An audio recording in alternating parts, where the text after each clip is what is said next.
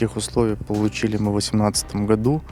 Вот, и с этого времени мы никаких результатов не получили. До Нового года обещали, что до 2020 года они сдадут и примут в эксплуатацию эти трансформаторы, которые они простроили. Эти провода у нас уже 2 года по улицам протянутые. Ну, я насколько понял, что они сделаны неправильно. Я так думаю, что их и не принимают, поэтому вот, что подрядчик недобросовестный, выполнил неправильно свои работы. Вот мы письма получали до Нового года, что должно было быть в 2020 году, а сейчас уже до второго квартала 2021 года ответ пришел. Столбы поставили, пожалуйста. Уже почти сколько уже, около 2 лет, наверное, они стоят. Вон провода везде торчат, нигде не соединено. Столбы кривые. А свет только обещают. Столбы здесь установили кривые, косые, их потом заменяли, не знаю, все, не все. То еще, в общем, постоянно какие-то происходят отмазки, так скажем.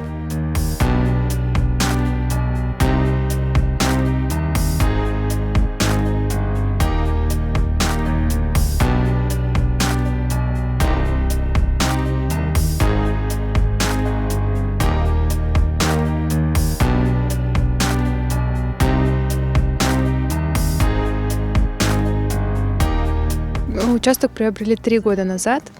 Мы заключили договор с Крымэнерго, нам дали техусловия, и там прописано, что в течение 6 месяцев нам обязуются провести свет. Но прошло уже 3 года, света нет. Обращалась в социальные сети, в разные органы, писала Аксенову, ответ получила, но постоянно дату, получается, переносят. То говорили до Нового года, сейчас я звонила на горячую линию Аксенова, они сказали, что до конца марта у вас будет свет. Ну, так постоянно. Те, которые построились, вот лично мы, сделали ремонт, а электричества нет, отапливать мы не можем, ремонт портится, плесень появляется. Переехать мы не можем, снимаем квартиру, от безысходности.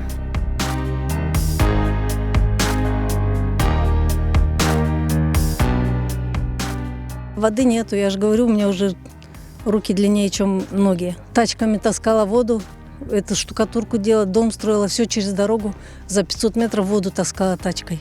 Я сама одна. Вот у нас 50 метров от моего дома идет водопровод. Через дорогу сделали дырку и на ту сторону объездной взяли. Под лесом там у них воды всегда не было. И вот с нашей стороны, с нашего поля, взяли на ту сторону воду. А нам тут 50 метров, хоть бы уже разрешили, мы бы сами, наверное, его сделали. На сегодняшний день у нас ситуация катастрофическая, ее можно назвать, потому что на дворе 21 век. Воды нет, света нет, газа нет, дорог нет. У нас никаких условий нет. На сегодняшний день у нас острая необходимость в электроснабжении. Мы с 2017 года переписываемся со всеми инстанциями, и до сегодняшнего дня мы получаем только лишь ответы без никакой конкретики. Здесь порядка, наверное, 60-70 домов. Но если бы хотя бы свет был бы, то было бы минимум в 2 раза больше. Очень многие не могут доделать ремонты, очень многие. Очень многие не начинают строительство.